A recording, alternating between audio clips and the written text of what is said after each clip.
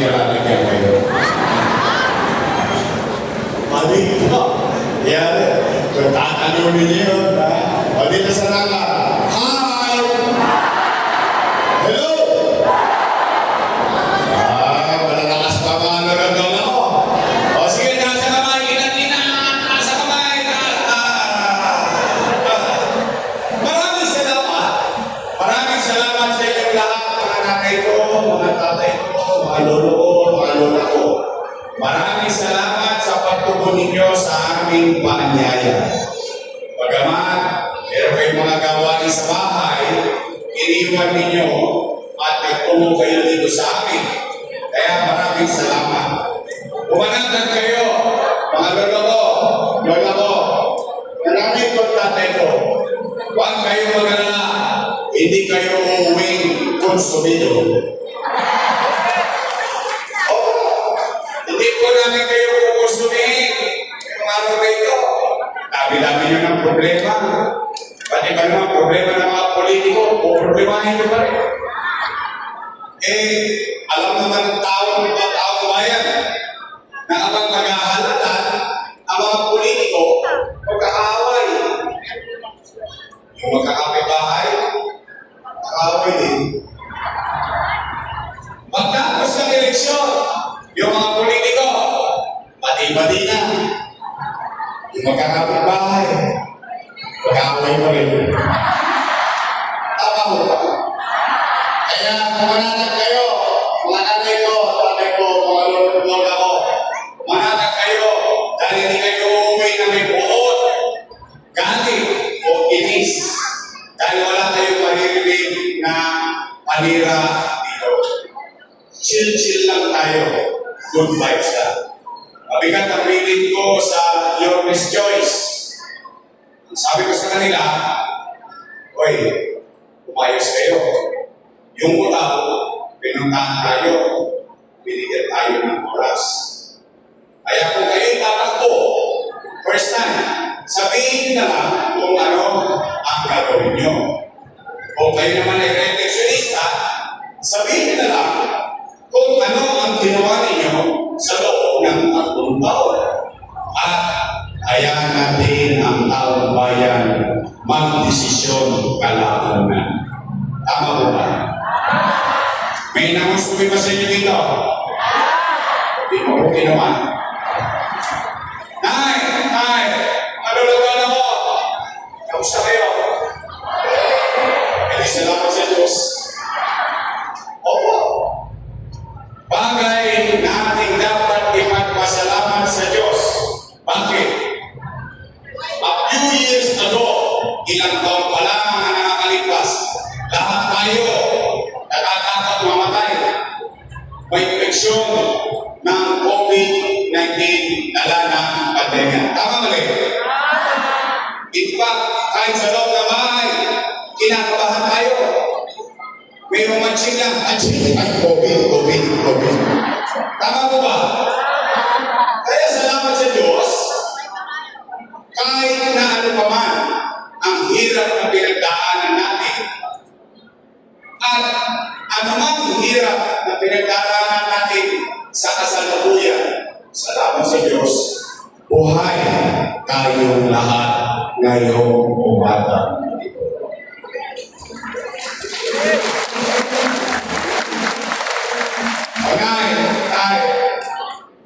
Patanong ko lang kayo, bakit pa kayo naghahanap ng ibang mayor? Meron namang mayor na ako.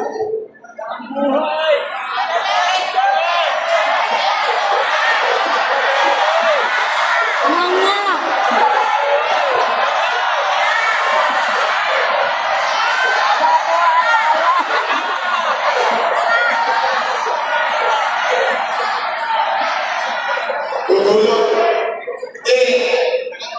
Ano na tayo? Real talk lang tayo. Nangangamba kasi ako. Nag-aalala ako.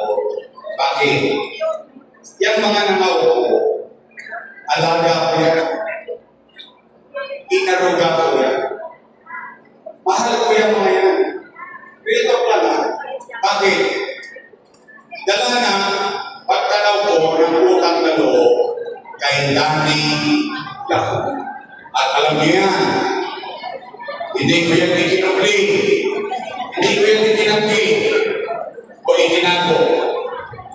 In fact, tayo, mga Pilipino, bilang taga-Tondo, bilang isang Pilipino, isa sa itinatamos natin ang ilong at ipinagyayabang sa buong mundo na kaugalian.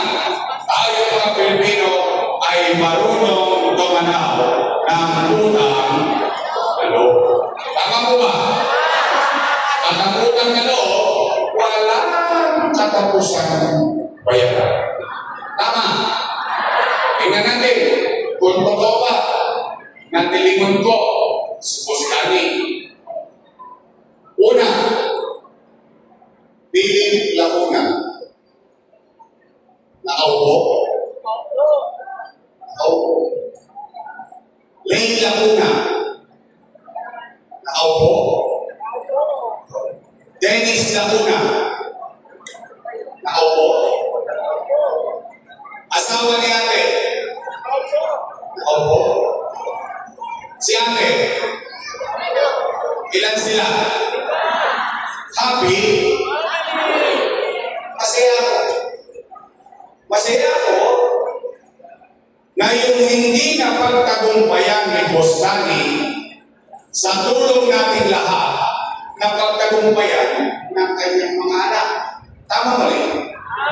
Sa iyo na tayo. Ngayon, kung sila ay naging mabuti sa kanilang tungkulin o hindi, hindi ako para musga.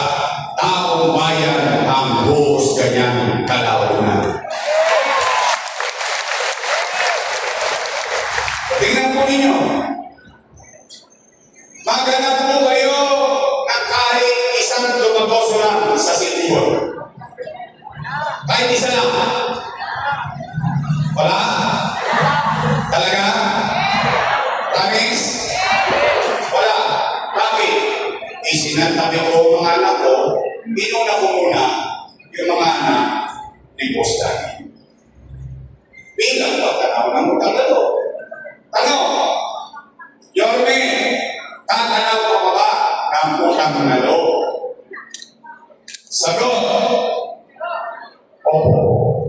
Bakit? Pilipino ko eh. Ganun talaga tayo mga Pilipino. Kaya naman, meron lang ako pakiusap. Pwede ba sa ibang paraan na lang ako tumanaw ng utang na loob sa kanila? Bakit? May utang na loob din naman ako sa taong bayan eh. Kung wala ang Diyos at wala kayo, wala ako sa kinalalagyan ko ngayon. Ngayon, masama bang lingunin ko naman yung taong bayan na siyang sumisigaw? Kahit saan ako magpunta, ano sinisigaw ng taong bayan? Bumalik ka na. Bumalik ka na. Bumalik ka na. Taong bayan na sumisigaw, sila sumigaw, huwag ka na bumalik!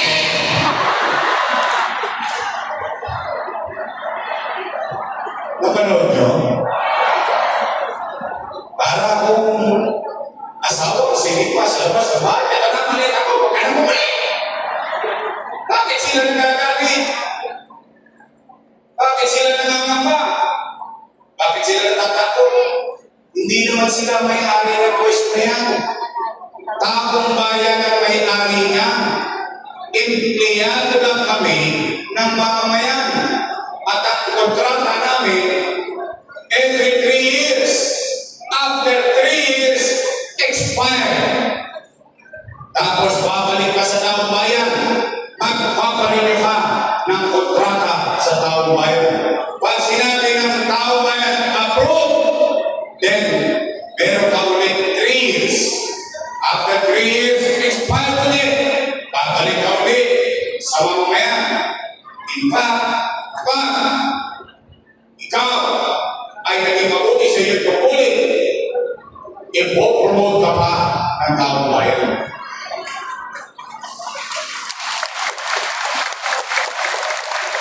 Ang pinakamabisang example, kayo, yung ginawa niyo sa akin, binoto niyo ako po siya 23 anyos. Kung Kusina,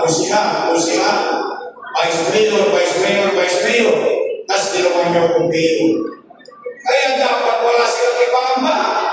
Bakit nila pinangungunahan ang magiging desisyon ng taong bayan? Ang katotohanan ay kapag ang isang leader naging mabuti, magaling, episyente, kahit hindi na siya makita ng taong bayan, ibubuto siya ulit ng taong bayan. Tama po ba? Hindi nagkakalit. Nung araw, mga kasama ko sila, puro sila papuri. Papuri na papuri. Papuri sa papuri. Ngayon ako na pinakamasama sa mga nila. Bakit? Titingnan nyo naman. Bakit naman hindi ko titingin ang panawagan ng taong bayan? Wawaglit lang ako na wala. Ang akala natin lahat kung ano ang nasimulan ko na, itutuloy na lang nila. Kaya natin sila dapat binoto. Tama mali? Pero hindi na ako pa. Sasaglit ako na wala eh. Itutuloy na lang. O unang-una, ano pinato nila? Tungkol sa senior citizen. Kaya pag-usapan natin yan. Tay. Totoo ba? Na kapag halimbawa, first quarter, araw ng paynout, wala na rin yung first quarter mo. Ibig sabihin, forfeited daw. Ibig sabihin, halimbawa, namaliti ka, nagpe-payout sa barangay,